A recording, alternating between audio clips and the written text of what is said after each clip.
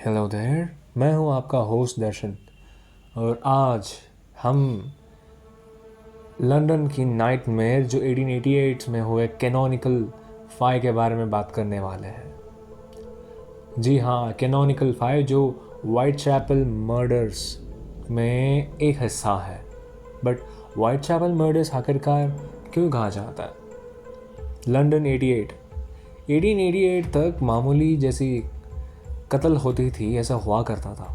But white chapel murders एक ऐसी कहानी है जो अभी भी आजकल आपके अंदर की डिटेक्टिव को जगा देता है कि आखिरकार हुआ क्या था। क्योंकि इस कहानी का सबसे मशहूर प्रोटैगनिस्ट या एंटोगनिस्ट कह सकते हैं वो था जैक द रिपर। सो बिना वक्त ज़ाया करे हम अब कहानी शुरू करने वाले हैं। अगस्त 31, 1888।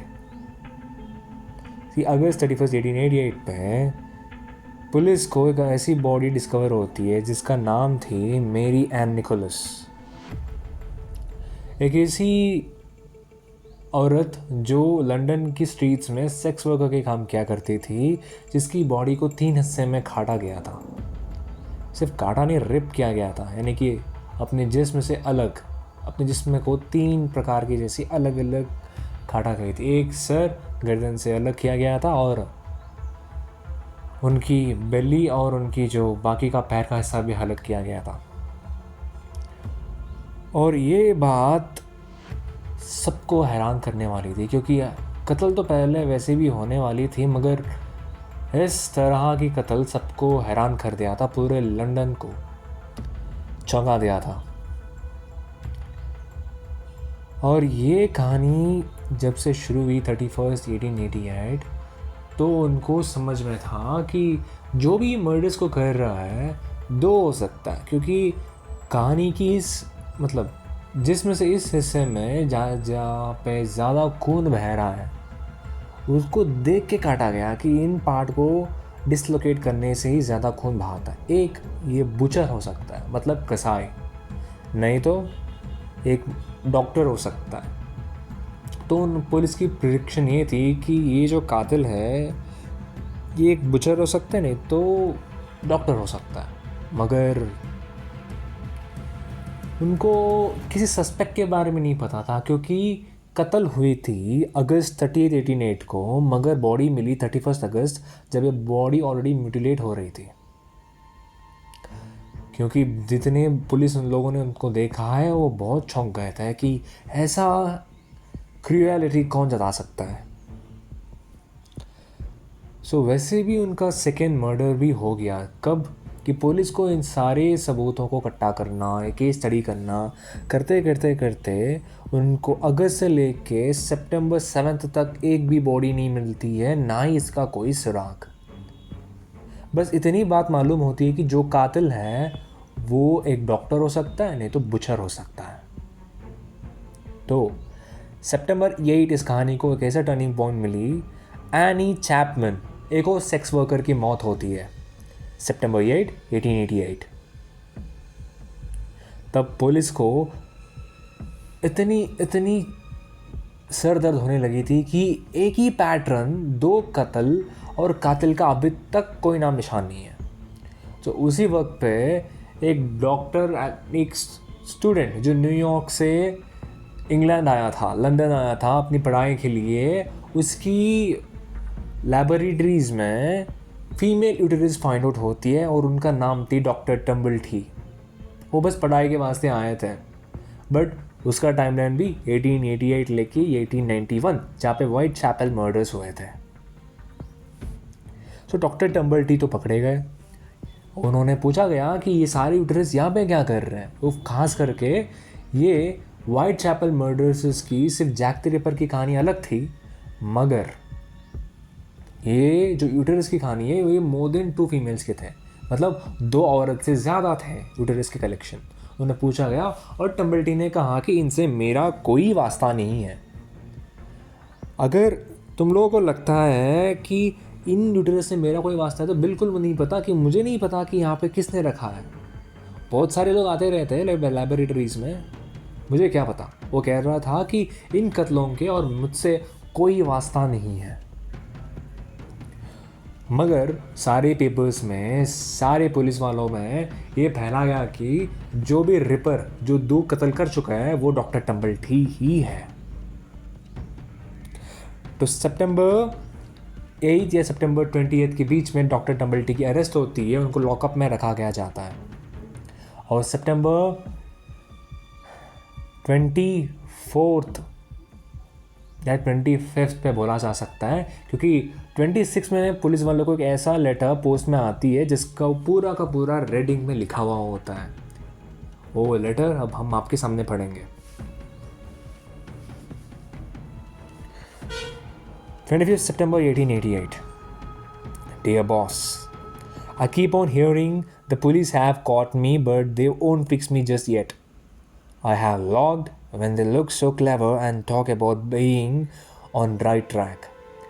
That joke about leather apron give me real fits.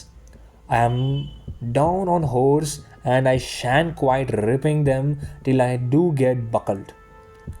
Grand work. The last job was. I gave the lady no time to sequel. How can they catch me now? I love my work and want to start again.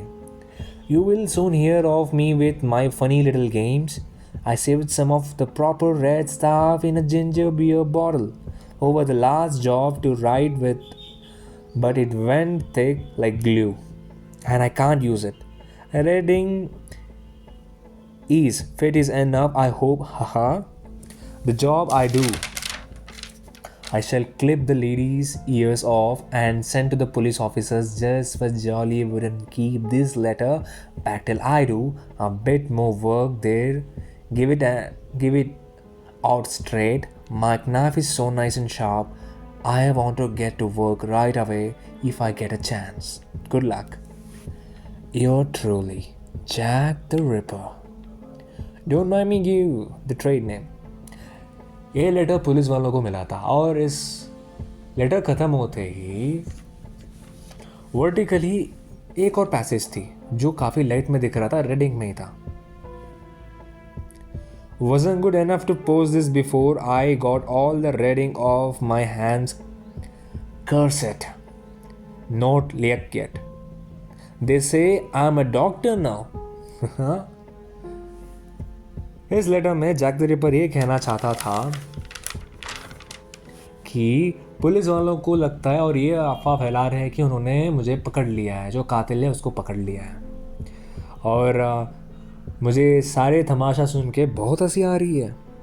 मुझे पता नहीं मैं इन्हें कैसे बयां करूं कि ये जो भी पुलिस वालों का बेवकूफ़ी है कि मुझे पकड़ने कहा, बिल्कुल गलत है जब उन्हें पता चलेगा कि मेरी अगले आने वाला निशान पर। और मेरा जो भी नाइफ है वो इतनी शार्प है कि मैं एक्साइटेड हूँ कि आने वाली जब भी मुझे मौका मिले तो मेरा ऑरा वापस मैं इनको दिखाऊंगा। और जैसे टम्बलटी की न्यूज़ आई थी तो ऑलमोस्ट ऑल रेडिंग ख़त्म होते वक्त उसने लिखा था कि वाह क्या बात है, अब पुलिस को लगता है कि मैं कोई डॉक्टर हूँ। मतलब साफ साफ इतना था कि टम्बलटी को व्हाइट चैपल मर्डर से वास्ता है, मगर जो यहाँ पे लिखा है जो मैंने अभी पढ़ा, you are truly Jack the Ripper, don't mind me give the trade name, इसका मतलब ये था कि वो खुद अपने नाम को मशहूर करना चाहता था, इसीलिए खुद की ट्रेड नेम लिखा कि ताकि पुलिस इसको पेपर्स में पब्लिश करे। और डियर बॉस का मतलब था पब्लिक। वो कैसा ऐसा पैगाम देना चाहता था कि कुछ तो वास्ता है जो सेक्स वर्कर को और भी खतरा है, पता नहीं किन किन की होने वाली है। सो ये होने के बाद पुलिस वालों ने इसको दबाया, उनको लगा कि कोई फ़नी गेम्स खेल रहा है, कोई कत्ल नहीं होने वाला करके उन्होंने बहुत रेड अलर्ट डिक्लेयर की। यहाँ तक कि वो रेड अलर्ट कूल डाउन हुआ जैसे ही 25 से लेके 28 की रात तक सब कुछ अलर्ट थी, 29 पे भी अलर्ट थी।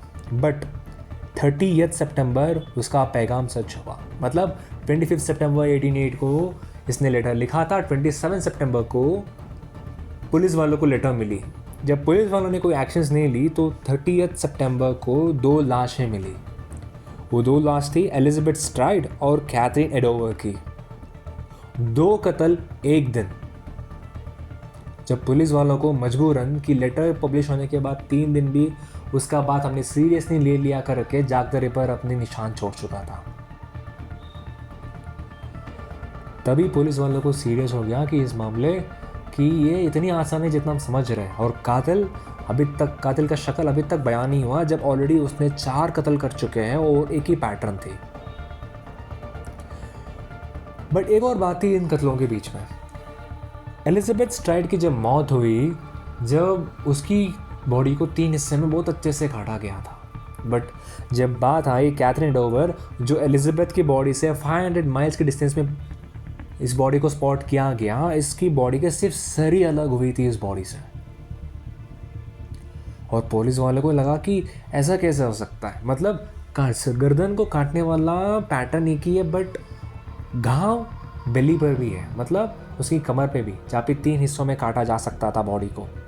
तो दूसरी कट पे बॉडी में सिर्फ घाव थी, वो पूरा नहीं कर पाया था। तब पता चला कि जैक द रिपर को अपनी दूसरी जो उस दिन की जो दूसरी कत्ल पे कुछ तो इंटरफेरेंस आया, जहाँ पे उसे सिर्फ बॉडी को आधे हिस्से में अपनी सिग्नेचर करना पड़ा और उसे वहाँ से निपटना पड़ा। और रही बात इस 30 सितंबर को, जब ये 2 कत्ल हुई तो पुलिस वालों के पास कोई भी ऑप्शन नहीं बचा। उन्हें मजबूरन ये लेटर को पब्लिश करना ही पड़ा जो डियर बॉस से वास्ता है, और क्योंकि उन्हें लगा कि अब पब्लिक की सपोर्ट के बगैर हम कुछ भी नहीं कर सकते।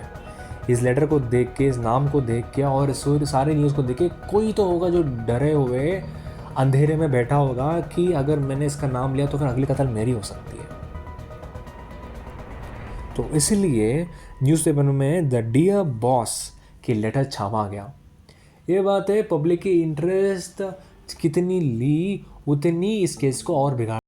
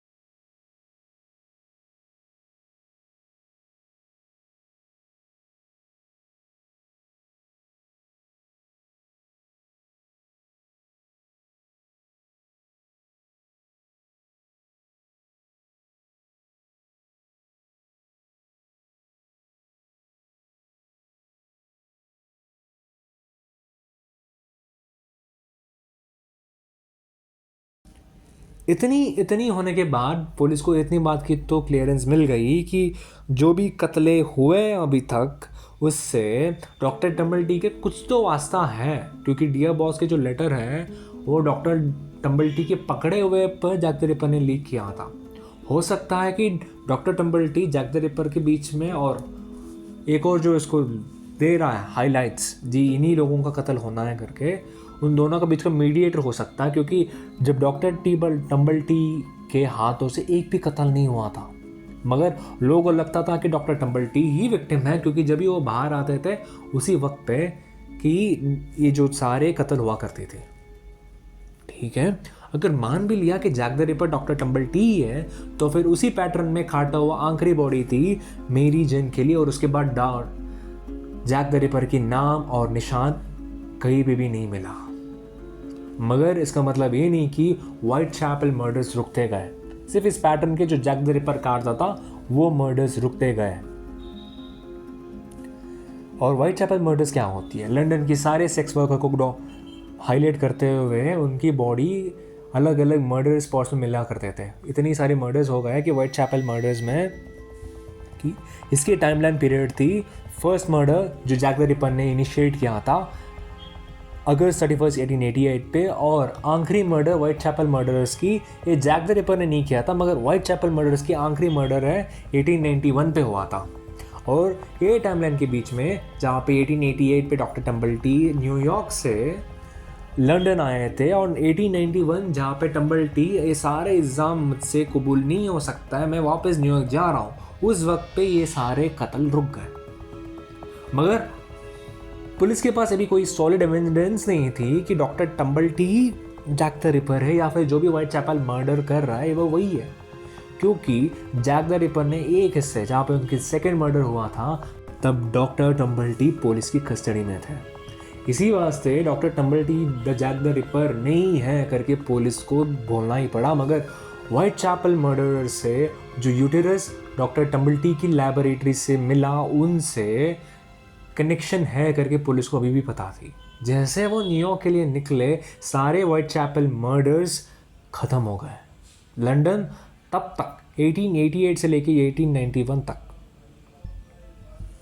ये 4 साल है कि इतनी मर्डर्स को देखना पड़ा कि पब्लिक को, खास करके सेक्स वर्कर्स को बाहर निकलने में इतनी डर होती थी।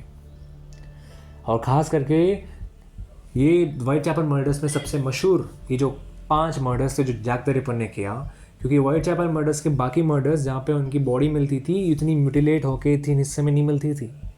बट शुरुआत के जो 5 बॉडीज़ थे, जो मेरी से लेके मेरी एन निकोलस को लेके मेरी जेन केली तक जो बॉडीज़ मिली, उनका काटने का पैटर्न वाकई क्रूएलिटी से बदतर थी।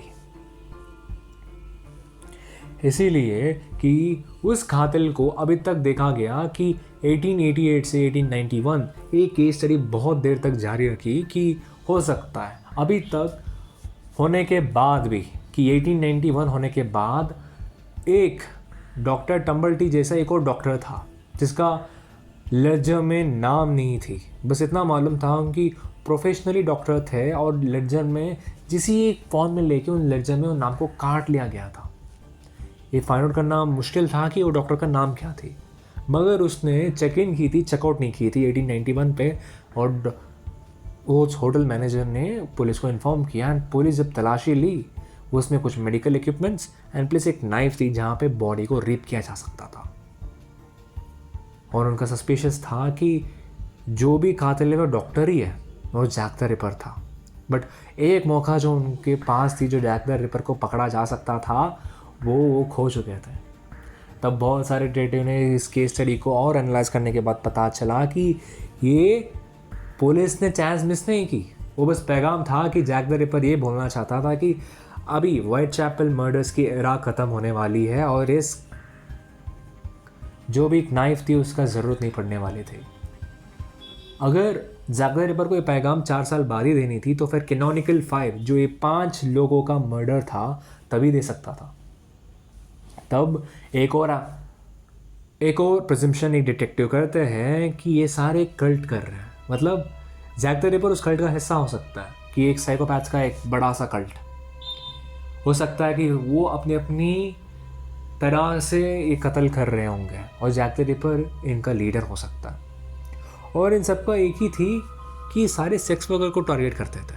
तो इसीलिए आजकल की एक एनीमे में भी दिखाया गया टावर ऑफ गॉड्स में, जहाँ पे जैक द रिपर की जिक्र होती है, तो यही कहानी 1895 में डिटेक्टिव ने प्रेडिक्टेड केस थी कि मेरी एन निकोलस जो मर्डर हुई थी हो सकता है कि जैक द रिपर का माँ हो, क्योंकि एक साइकोपैथ जब एक मर्डर करता है तो उसकी पास्ट के रिलेटेड ट्रोमा उसको हॉन्ट करती है, इसी वास्ते वो ऐसे आइडेंटिकल विक्टिम्स को ढूंढता है मारने के लिए।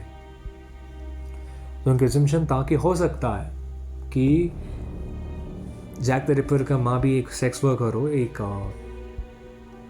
प्रोस्टिट्यूट हो, जिसने जैक द रिपर का दिल टूटा होगा और उसने रोग में होकर ये सब कत्ल किया होगा।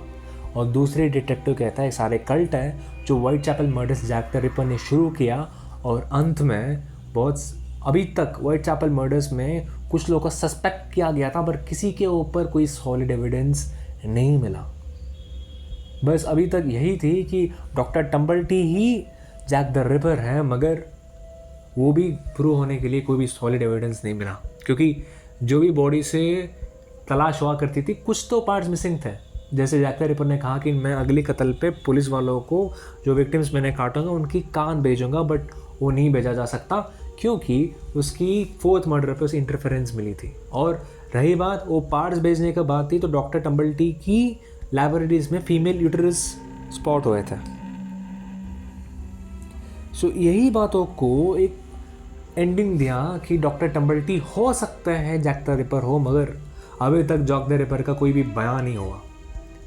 और कहा जाता है कि जब टाइटैनिक की हादसा हुआ तो जैक द रिपर हो सकता है उसमें से एस्केप हो और उन्हीं आइसबर्ग से टकरा के जितनी लाशें मिले टाइटैनिक की एक्सीडेंट पे जहाँ पे जैक द रिपर भी मर गए, मगर ये सारे एक प्रिजम्पशन थे। एक ऐसा लेजेंड जो 1888 में सबको हैरान कर दिया था और अभी तक उसका कोई भी पहचान बयान नहीं हुआ। आजकल भी बहुत सारे लोग जानते ही जैक द रिपर है तो उसे एक लेजेंड माना जाता है। उसका इंटेंशन क्या थी ये भी जान नहीं पाए, या फिर वो कौन थी ये भी जान नहीं पाए, बस एक नाम जो अब वो खुद दे के गया सबको, जैक द रिपर।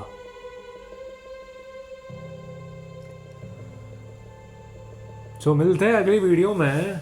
आजकल की कहानी तो वाकई दिलचस्प थी, जहाँ पे जैक द रिपर जो अनआइडेंटिफाइड मर्डर 1888 से और आज तक उसका नाम मशहूर है, क्योंकि वो अपनी शक्ल से ना ही अपनी कहानियों से, वो अपनी नाम से मशहूर है।